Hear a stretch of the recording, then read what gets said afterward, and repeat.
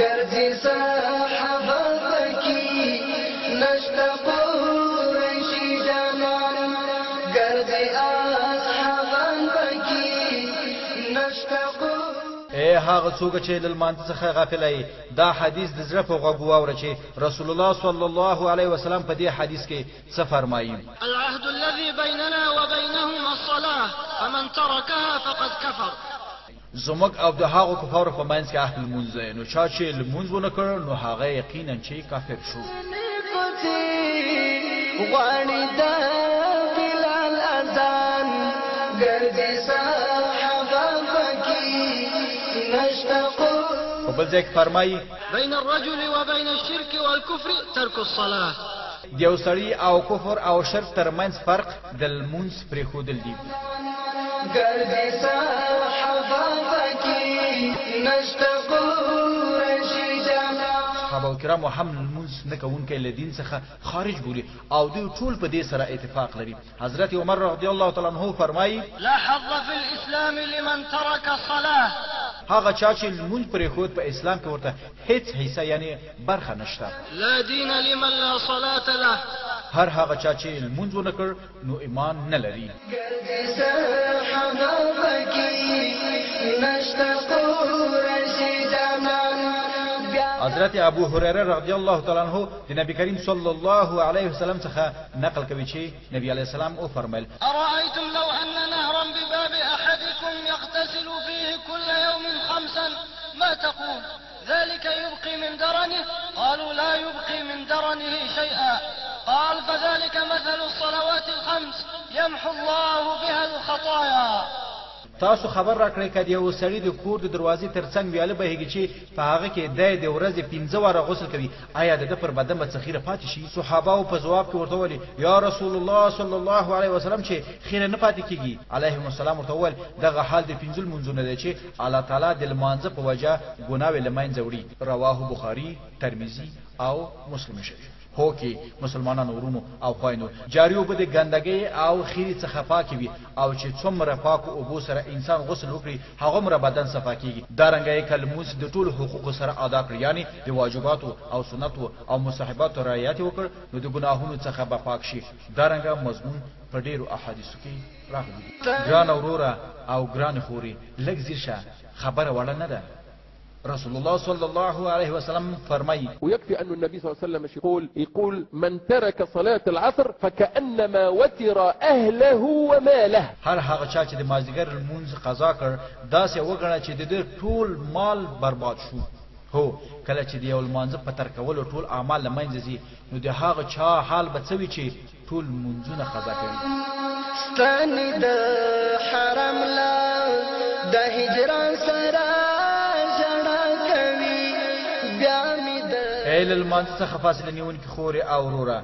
دا بل حدیث درته وړاندې کیږي په دې کې د نبی کریم صلی الله علیه وسلم فرمایي کله د لمونځ لپاره ښه او د سوکړ او په خپل وخت سره د ادا کړ او غلا د پکې ونه کړه، یعنی ټونګې د پکې ونه وهلې، ټونګې د پکې ونه کړې، سجدي او رکوع په اطمینان سره وکړي. نو نبی کریم صلی الله علیه وسلم فرمایي چې الله تعالی وعده کړی چې دغه لمونځ کوونکي به ضرور مغفرت کوم.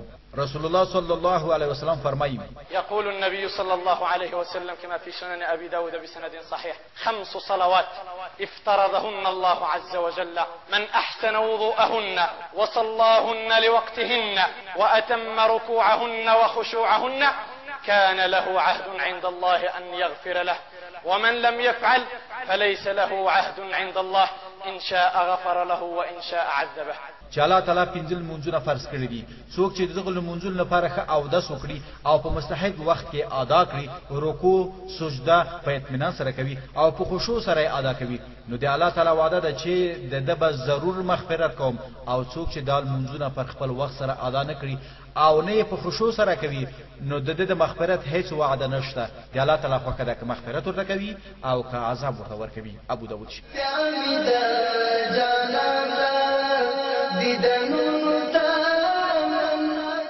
ایل المانځ غافل انسانا، آیا په هیګه چې نبی کریم صلی الله علیه وسلم د المانځ نه کوونکی ته څه خطاب کړی دی؟ فرمای چې د بیل مانزه حشر بل فرعون چې د خدای دعوی کړي و حامان چې د فرعون د وزیر نوم ده او ابي بن خلف چې دوی مشرک چې نبی کریم صلی الله علیه وسلم ته د مرګ واک کړي و له دغه لوی کفارو سره حشر کیږي. من حافظ عليها كانت له نورا وبرهانا ونجاة يوم القيامة ومن لم يحافظ عليها لم يكن له برهان ولا نور ولا نجاة وكان يوم القيامة مع قارون وهامان وفرعون وأبي بن خلف. څوک چې لمونځ په پابندۍ سره کوي نو دا لمونځ به د ده لپاره په ورځ د قیامت کې نور وي او د حساب وخت کې به حاجت او دلیل وي او د نجات سبب به کیږي او څوک چې د لمانځه خیال نه کوي نو د ده لپاره به په ورځ د قیامت کې نه نور وي او نه به د ده سره هیڅ دلیل وي او نه به ورسره د نجات هیڅ ذریعه وي. د حشر به د فرعون، حامان او ابي بن خلف سره وي. هو د علم خواندان وای د فرعون او حامان او ابي سره د قارون ذکر هم کړی ده او دوی څرګندوي چې د بیلماز سړي حشر د دې کسانو سره ذکر راځي چې اکثره په دغه وجه سره په مانځ کې سستی راځي کوم چې په دغه کسانو کې موجودي. بس کچېره په مانځ کې سستی د مال او دولت په وجبي نو د قارون سره حشر کیږي او که د حکومت او سلطنت په وجبي نو د فرعون سره به حشر وي او که د وزارت یعنی د نوکری په وجبي نو د حامان سره به حشر وي او که د تجارت په وجبي نو د ابي بن خلف سره به حشر وي. هر کله چې د بیلماز سره د دغه کسانو سره حشر وي نو دلته به هم په جهنم کې سخت عذابي هو کې مسلمانانو ورونو او خويندو دا خبره ضروری ده چې دغه بیلماز د خپل ایمان په وجه سره بیرته د جهنم څخه خلاصيږي او هغه کافران به همیشه په جهنم کې وي.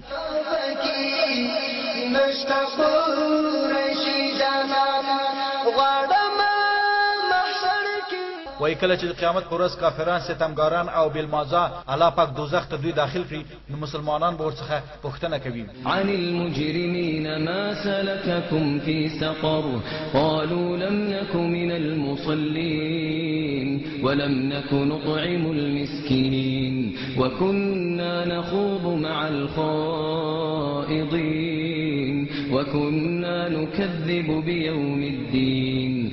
څه شي ستاسو لپاره د دوزخ تللو سبب شول؟ دوی به وایي مونږ په دنیا کې لمونځ نه کوله او مسکینانو ته مو مرسته نه ورکوله او له مسخره کوونکو سره مو مسخرې کولې او همدارنګه د آخرت ورځ مو دروغ ګڼله. ګرانه د دوی اولین جرم دا و چې لمونځ نه کولو. ګرځي صحابه پکې نشته قریشي جانان.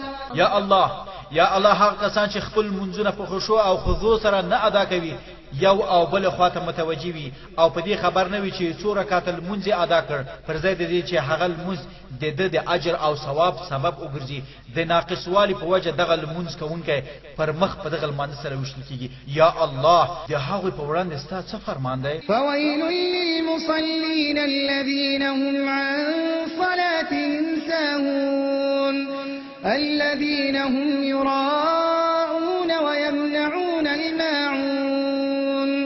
لویه خرابی ده د هغو کسانو لپاره چې د خپل مانځ څخه بې خبره وي داسې دي چې ریاکاري کوي.